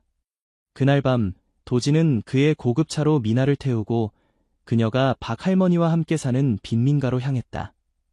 좁고 어두운 거리는 습한 냄새로 가득했고 도진의 호화로운 생활과는 완전히 대조적이었다. 미나는 의자에 웅크리고 앉아 마치 그것이 무서운 비밀을 드러낼까 두려운 듯 손으로 점을 감쌌다. 도진은 침묵했다. 그의 마음은 혼란스러웠다. 만약 미나가 정말 그의 여동생이라면 그의 어머니는 어떤 비밀을 간직했던 것일까? 그리고 항상 냉담했던 그의 아버지, 이 일을 알고 있었을까? 차가 허름한 집 앞에 멈췄다. 미나가 내려서 떨리는 손으로 가리켰다. 박 할머니는 여기 사세요. 도진은 고개를 끄덕이고 소녀를 따라 안으로 들어갔다. 안에서는 박 할머니, 구부정한 노파가 희미한 등불 아래에서 옷을 기우고 있었다. 미나를 보고 그녀는 놀랐다. 미나, 왜 일찍 왔니? 이 사람은 누구니? 미나가 대답하기도 전에 도진이 말했다. 안녕하세요, 할머니. 저는 도진입니다. 미나의 점에 대해 여쭤보고 싶었습니다. 박 할머니는 고개를 들었다. 흐릿한 눈으로 도진을 바라보다가 미나의 손으로 시선을 옮겼다. 그녀는 멈칫했다. 손이 떨리며 옷을 놓쳤다. 왜 그걸 물어보시죠? 그녀의 목소리가 떨렸다. 도진이 다가가며 급하게 물었다. 미나를 어디서 주우셨어요? 언제요?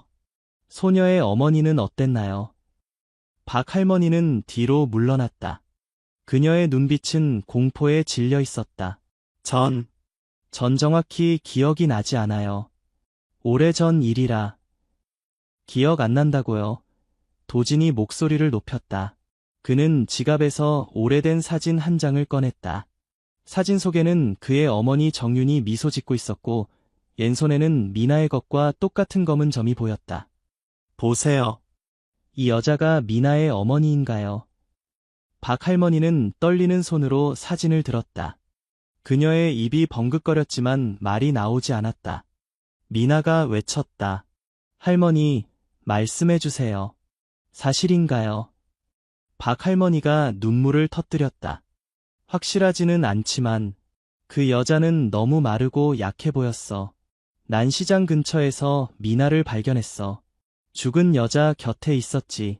그녀의 손에도 검은 점이 있었어. 도진은 손을 꽉 쥐고 소리쳤다. 그럼 내 어머니가, 그녀가 미나를 낳고 버린 거예요. 박 할머니는 고개를 저었다. 아니, 그녀는 버리지 않았어. 그녀는 바로 그 후에 죽었어. 난 그녀를 근처 들판에 묻었지. 도지는 비틀거리며 의자에 주저앉았다. 미나는 얼굴을 감싸고 흐느꼈다. 내 엄마가 죽었다고요? 어떻게? 방 안의 공기는 숨이 막힐 듯 무거워졌다. 도지는 박 할머니를 향해 돌아섰다. 목이 메인 목소리로 물었다. 또 뭐 숨기고 계신 게 있나요? 전부 말씀해 주세요. 박 할머니는 고개를 숙이고 속삭였다. 한 남자가 있었어. 나중에 아이에 대해 물어보러 왔지. 내가 주었다고 했더니 그는 아무에게도 말하지 말라고 했어. 그리고 떠났어. 어떤 남자요? 도진이 소리쳤다. 박 할머니는 떨며 말했다. 모르겠어. 하지만 그는 부유해 보였어. 당신처럼 정장을 입고 있었지. 도진은 충격을 받았다. 그의 아버지일까?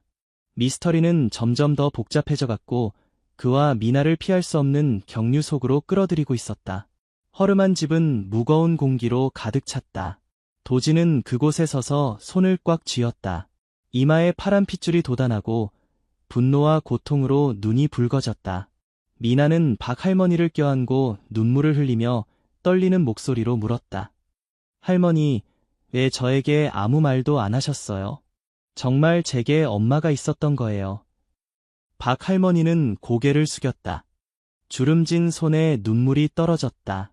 그녀는 속삭였다. 미나야, 할머니는 그 남자가 두려웠어. 너무 무서웠어. 할머니는 내가 그저 안전하기만을 바랐단다. 도지는 휙 돌아서며 목소리를 높였다.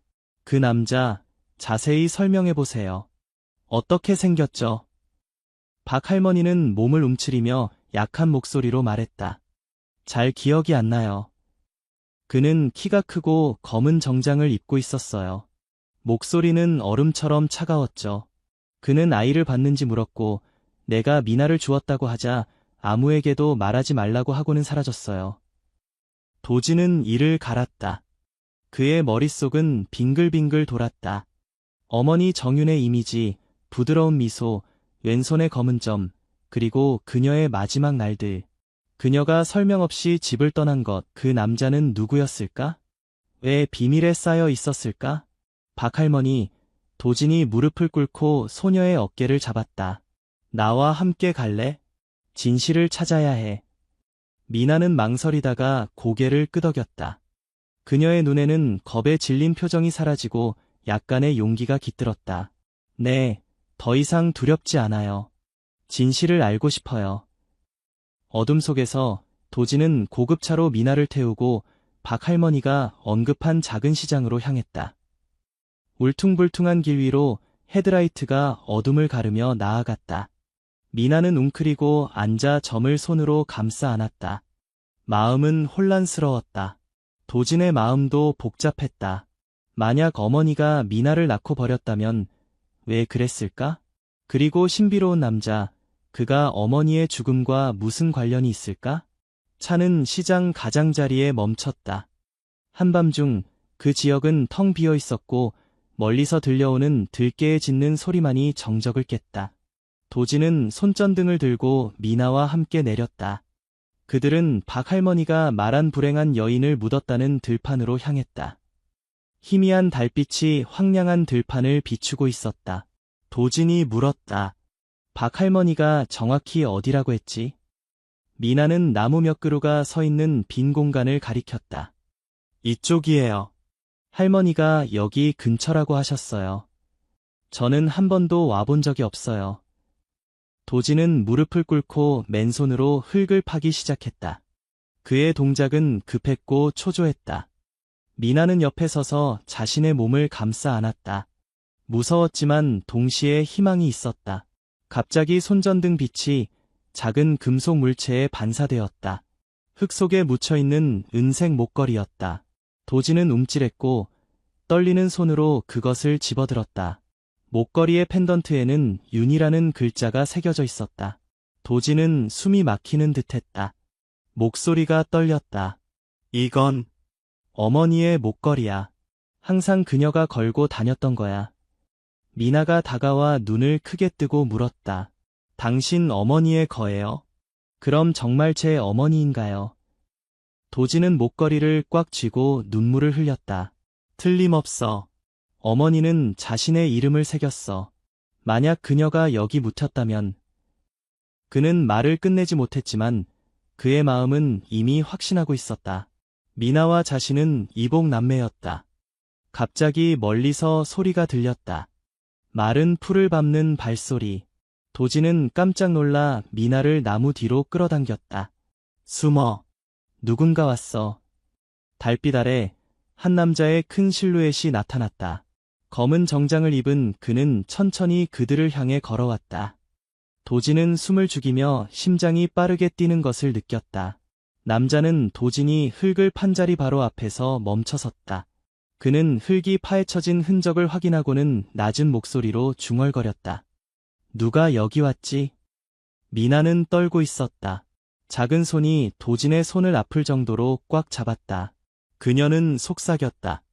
도진 오빠, 그 사람이 박 할머니가 말한 남자인가요? 도진은 대답하지 않았지만 그의 심장은 빠르게 뛰었다. 정윤의 윤 글자가 새겨진 은목걸이는 그의 손에서 뜨겁게 느껴졌다. 어머니가 정말 여기서 죽었고 이 남자가 비밀을 알고 있는 것이 틀림없었다. 도진은 미나에게 속삭였다. 움직이지 마. 그가 무엇을 하는지 지켜보자. 남자는 천천히 묘지 주변을 걸었다. 반질반질한 구두가 부드러운 흙에 빠져들었다. 그는 중얼거렸다. 드러나면 안 돼. 아무도 알아서는 안 돼. 그리고 그는 주머니에서 휴대전화를 꺼내 번호를 눌렀다. 목소리를 낮추어 말했다. 누군가 여기 왔었어. 처리해. 흔적을 남기지 마. 도진은 등골이 오싹해졌다. 누구에게 전화를 걸고 있는 거지? 처리가 무슨 뜻이지? 갑자기 멀리서 차 엔진 소리가 들리고 헤드라이트가 반짝였다. 도진은 미나를 끌어당겨 땅에 엎드리게 했다. 그는 속삭였다. 꼼짝 말고 조용히 해. 검은 광택의 차가 다가왔고 남자 몇 걸음 앞에서 멈췄다. 차 문이 열리고 검은 옷을 입은 두 남자가 내렸다. 얼굴은 차갑고 무표정했다. 한 남자가 물었다. 사장님, 누가 감히 여기에 왔습니까? 검은 정장의 남자가 돌아보며 차갑게 대답했다. 모르겠어. 하지만 만약 그들이 유골을 발견했다면 모든 것이 드러날 거야. 파서 당장 가져가. 미나는 유골이라는 말에 눈물을 흘렸다. 소리를 내지 않으려고 입을 막았다. 도진은 이를 갈았다. 그의 손은 목걸이를 꽉 쥐었다. 그 유골이 어머니의 것인가? 만약 그렇다면 왜 그들은 그것을 숨기려 하는가? 도진은 뛰쳐나가 그들과 맞서고 싶었지만 이성이 그를 막았다. 그들은 둘뿐이었고 무기도 없었다. 세 남자를 상대할 수 없었다. 두 남자는 삽을 들고 흙을 파기 시작했다. 철제 삽이 흙을 가르는 소리가 어둠 속에서 울려 퍼졌다. 도진은 미나를 바라보았다. 소녀의 눈에는 공포가 가득했지만 또한 약간의 결단력도 보였다. 그는 속삭였다. 미나, 내 어머니가 누구인지 알고 싶니? 위험하더라도. 미나는 고개를 끄덕였다. 목소리는 떨렸지만 확고했다. 네, 알고 싶어요. 죽더라도요. 도진은 깊은 숨을 들이마셨다. 그럼 우리는 행동해야 해. 내가 그들의 주의를 돌릴 테니 넌 차로 뛰어가 경찰에 신고해. 미나는 놀라서 고개를 저었다. 안 돼요. 오빠를 버려두고 갈 수 없어요. 하지만 도진은 고개를 저었다. 다른 방법이 없어. 만약 그들이 유골을 가져간다면 우리는 모든 단서를 잃게 될 거야. 내가 막을 테니가. 그는 미나에게 차 열쇠를 주고 지시했다. 큰 길로 곧장 달려가서 112에 전화해. 내가 버틸 테니까. 미나는 입술을 깨물며 눈물을 흘렸지만 결국 고개를 끄덕이고 열쇠를 꽉 쥐었다. 검은 정장 남자가 등을 돌리고 전화를 확인하는 동안 두 남자는 더 깊이 파고 있었다. 도진은 큰 돌을 집어 멀리 던졌다. 돌이 땅에 부딪히는 소리가 어둠 속에서 울려 퍼졌고 세 남자는 모두 깜짝 놀랐다. 검은 정장 남자가 외쳤다. 누구야? 당장 확인해. 두 남자는 삽을 내려놓고 소리가 난 방향으로 달려갔다. 도진은 미나를 밀며 속삭였다. 지금 가. 미나는 차를 향해 달렸다. 맨발로 풀밭에서 넘어지기도 했지만 계속 달렸다. 도진은 숨겨진 곳에서 나와 검은 정장 남자에게 맞섰다. 그는 멈춰서서 분노의 찬 목소리로 외쳤다. 여기 묻은 여자는 내 어머니다. 넌 내 어머니에게 무슨 짓을 한 거야? 남자는 돌아보았다. 그의 눈빛은 칼날처럼 날카로웠다. 넌 누구지? 그가 으르렁거렸다. 도진은 목걸이를 들어보였다. 난 여기 묻힌 여자의 아들이다. 내 어머니에게 무슨 짓을 했는지 말해. 남자는 충격을 받았지만 곧 비웃으며 말했다. 넌 너무 많은 걸 알아버렸군. 안타깝게도 내가 이걸 말할 수 있을 정도로 오래 살지 못할 거야. 그는 허리춤에서 권총을 꺼내 도진을 향해 겨눴다. 하지만 그 순간 멀리서 경찰 사이렌 소리가 들렸다. 미나가 해냈다. 검은 정장 남자는 욕설을 내뱉으며 뒤를 돌아 자신의 차로 달렸다. 도진은 그에게 달려들어 그를 끌어안고 외쳤다. 넌 도망칠 수 없어. 두 사람은 땅에서 뒹굴었다. 권총이 떨어졌다. 도진은 그를 땅에 눌렀지만 멀리서 두 남자가 돌아오며 소리쳤다. 사장님을 놔줘. 경찰 사이렌은 더 가까워졌고 빨간색과 파란색 불빛이 깜박였다. 검은 정장 남자는 몸을 뒤틀며 으르렁거렸다. 넌 후회하게 될 거야. 하지만 도진은 놓지 않았다. 그는 남자의 목을 꽉 쥐었다. 경찰차가 도착했고 4명의 경찰관이 총을 겨누며 뛰어내렸다. 멈춰. 손을 들어. 한 경찰관이 소리쳤다. 두 남자는 도망치려 했지만 즉시 제압되었다. 검은 정장 남자는 도진이 놓아주자 땅에 누워 헐떡이며 증오에 찬 눈빛을 보냈다. 미나는 경찰차에서 뛰어나와 도진에게 달려가 껴안으며 흐느꼈다. 도진 오빠, 괜찮아요? 도진은 소녀의 머리를 쓰다듬으며 안도의 숨을 내쉬었다. 괜찮아. 넌 정말 대단했어. 도진은 은목걸이를 경찰서장에게 건네며 말했다. 여기 증거입니다. 제 어머니가 저기 묻혀 있을지도 몰라요. 발굴해주세요. 그날 밤 들판은 경찰 조명으로 밝게 빛났다. 그들은 유골 한 구를 발굴했고 그 옆에는 오래된 은반지가 있었다. 정윤의 마지막 증거였다. 도진은 무릎을 꿇고 흙 위에 눈물을 떨어뜨렸다. 미나는 옆에 서서 그를 껴안으며 속삭였다. 정말 제 어머니인가요? 비밀이 하나씩 드러나고 있었지만 큰 질문은 여전히 남아있었다. 검은 정장 남자는 누구였고 왜 그는 과거를 지우려 했을까? 황량한 들판은 이제 경찰 조명으로 환하게 밝혀졌다. 삽이 흙을 파는 소리가 규칙적으로 울려 퍼지며 10년이 넘는 비밀을 감춰온 차가운 땅을 뒤집어 놓았다. 도진은 은목걸이를 꽉 쥐고 발굴된 유골을 붉은 눈으로 바라보았다. 미나는 그의 옆에 바짝 붙어 서서 작은 손으로 도진의 손을 잡았다. 떨리는 손. 유골은 들것에 옮겨졌고 그 옆에는 오래된 은반지가 놓여 있었다. 정윤의 또 다른 소지품이었고 도진은 어린 시절 기억 속에서 그것을 분명히 기억했다. 중년의 강직한 경찰서장이 다가와 깊은 목소리로 말했다. 도진 씨, 유골은 DNA 검사를 위해 가져가겠습니다. 그리고 저 남자요? 그에 대해 아는 게 있습니까? 도진은 경찰차에 수갑을 차고 앉아있는 검은 정장 남자를 바라보았다. 조명 아래 그의 얼굴이 분명히 보였다. 단단한 윤곽과 차가운 표정, 관자놀이를 따라 흐르는 흉터가 있었다. 도진은 고개를 저었다. 본 적 없습니다. 하지만 그는 제 어머니를 알았고 아마도 그녀를 죽였을 겁니다. 검은 정장 남자는 그 말을 듣고 비웃으며 신 목소리로 말했다. 꼬마야, 넌 모든 걸 이해한다고 생각하니? 일은 내가 생각하는 것보다 훨씬 복잡해. 도진은 차 창문을 세게 치며 소리쳤다. 넌 내 어머니에게 무슨 짓을 한 거야? 말해. 경찰이 그를 말리려 했지만 도진의 눈에는 여전히 분노의 불꽃이 타오르고 있었다. 경찰서장은 진정하라는 신호를 보냈다. 도진 씨, 우리가 그를 신문할 겁니다. 이제는 법이 처리하도록 하세요. 검은 정장 남자를 태운 경찰차가 떠나고 도진과 미나는 들판에 남겨졌다. 미나가 속삭였다.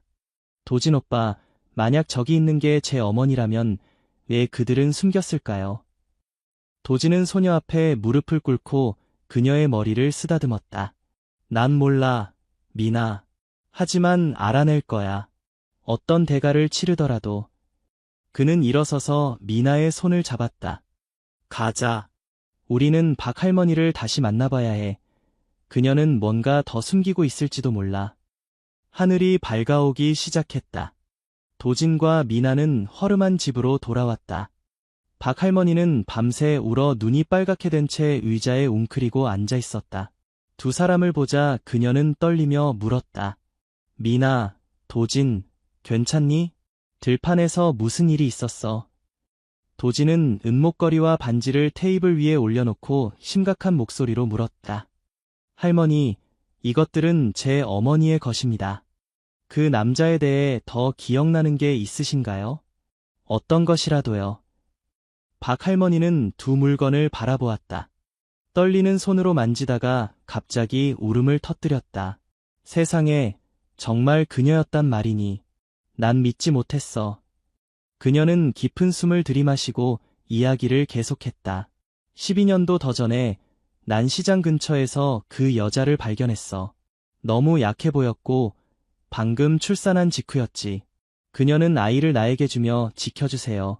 그들이 찾지 못하게 해주세요라고 말한 뒤 숨을 거뒀어.